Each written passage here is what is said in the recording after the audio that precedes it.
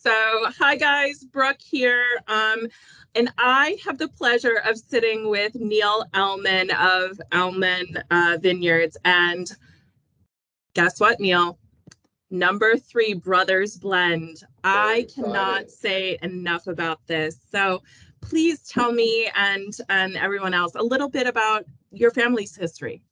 So we are originally from South Africa, and we immigrated to the United States. I was 5 years old because the political climate and stuff was changing, and my dad had the foresight, and basically grew up in the United States. And I'm going to give you the real short version here, but I went to college in Washington, D.C., and my best friend's father got into the wine business in the early 90s. And the moment I saw Napa, I had a like a mental response that I said, I have to figure out a way to do this one day. I just love this whole thing. And I really, at the same time, came back from that trip and just dug deep into wine. Pile of books by my bedside, buying all different levels of wine from different places, and trying to figure it out. And it's a lifetime of figuring it out. But I'm still going, and I'm still interested every day. And then I started collecting a lot of the cult small wines and discovered this this club called the Napa Valley Reserve, which is owned by Bill Harlan, and I was a fan of his wine. So I joined. People thought I was crazy, but I joined it. And through that club, I had met a lot of great people, growers, proprietors, really, influential people in the business. And I said to my brother, is it crazy? But let's buy some fruit and make some wine, And we had bought a bunch of fruit from Beckstoffer, and we just went around peddling the wine. We found a winemaker and a crush facility at the time, and we were having a lot of fun with it. But you reach a crossroads where either you're going to get where either like, okay, like a hobby, or like we want to make a statement and really get serious. And properties don't just come on the market. Anything that's really good is usually a pocket listing or someone knows about it. So our particular property, I found out about it by a friend in the industry, and Lance and I flew out immediately. And it was a 15-acre parcel, and it checked a lot of the boxes. It checked all the boxes. Otherwise, we wouldn't have done the deal. But it had Silverado Trail in the front end. It had the ability to have a winery in the future and to build like a family estate. So it could be an all-in-one inclusive estate brand, which is what we wanted.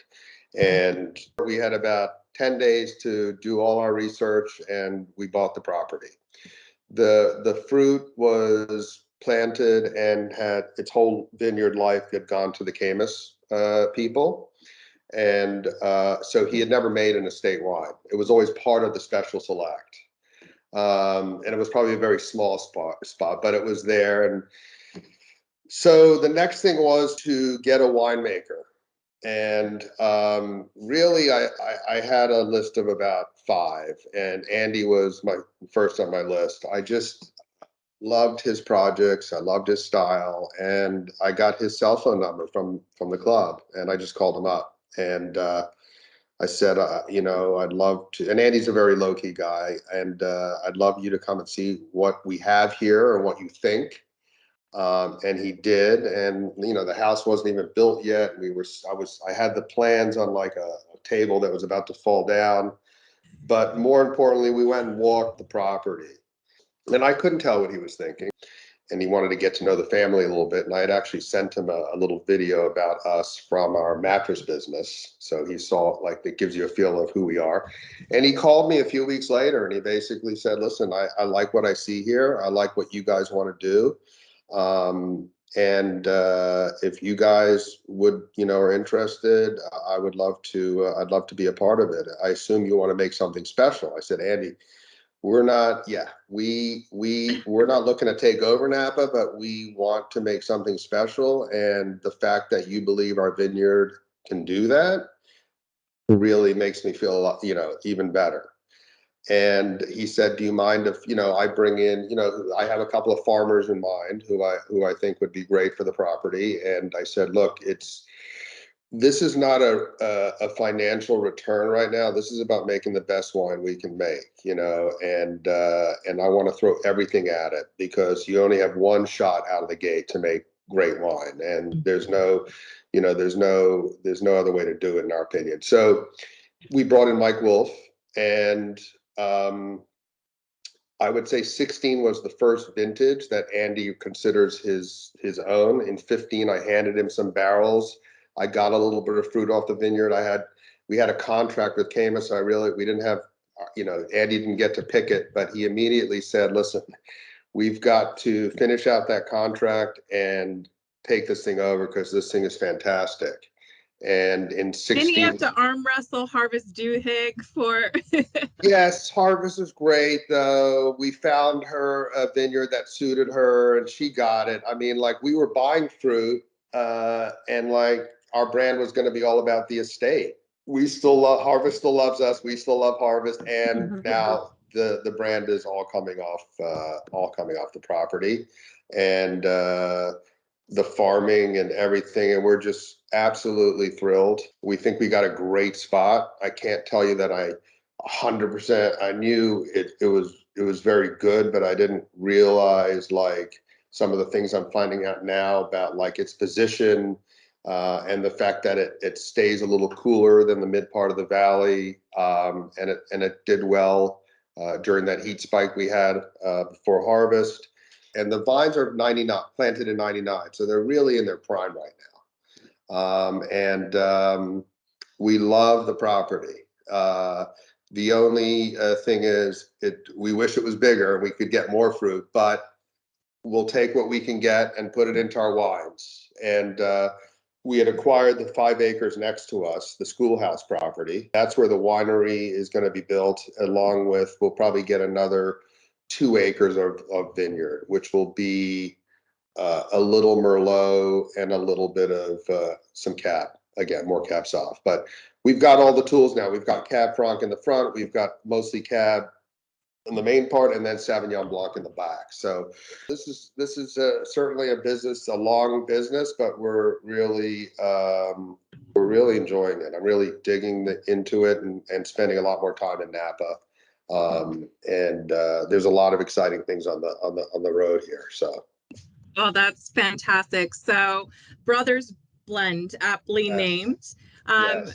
So the 2018, I mean, when we visited the property, all of us, we just couldn't stop talking about everything that you're doing, from the farming and where you see yourselves going, and the story, the family, Andy's talents. It just, and we luckily won the P&V lot also. So we appreciate, that's fantastic. We are so excited about that. Brothers Blend. So talk to me about this.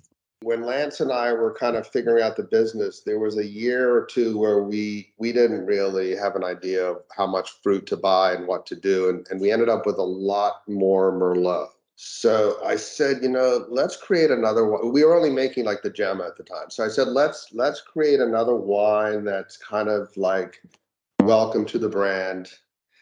I'm going to deliver immediately. You can age me, you can pop me right now, and we're going to be great. And we took and added a little Merlot to the Cabernet and got that style.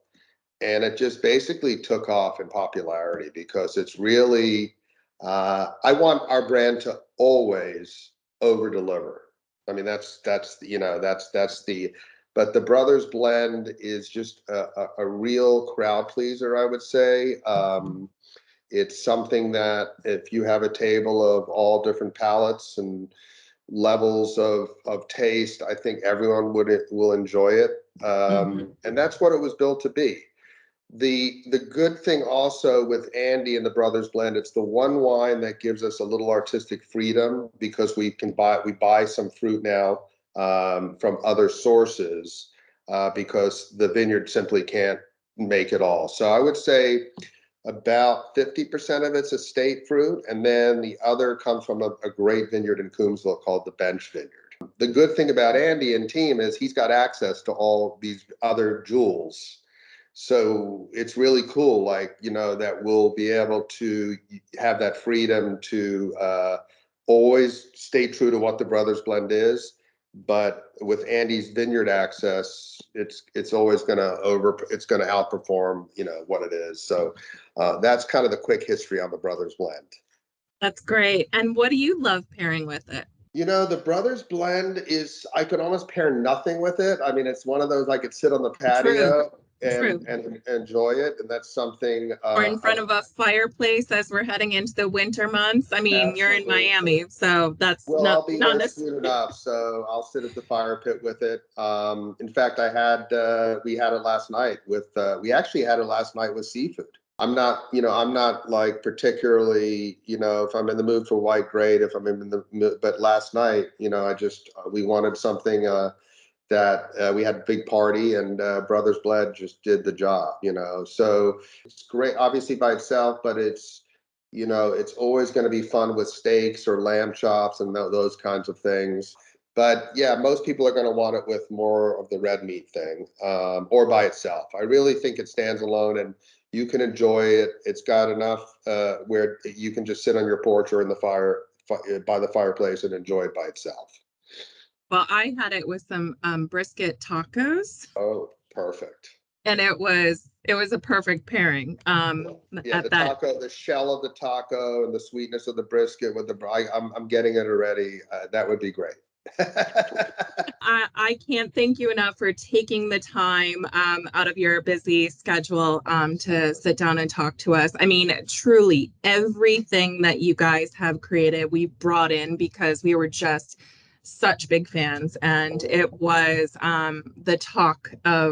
it's been the talk of the year is Ellman and everything that you all are doing. So thank you again. We're very appreciative. We consider you guys friends and partners, and that's how this business works. I mean, if you want to be in it for the long haul. So Exactly. and we are. So extremely excited about the news with the top 10, and we're going to keep going, and we're going to keep doing our thing. And every year we're going to take the challenge and make the best wine. So Perfect. Well, I can't wait to see you again one of these days soon. Open a bottle of Brothers Blend with you and Andy and Gary and the team, and raise a glass. So I happiest love that. happiest of holidays to you and everyone at Ellman. And thank you again. Great. Take care. Take care. Bye-bye.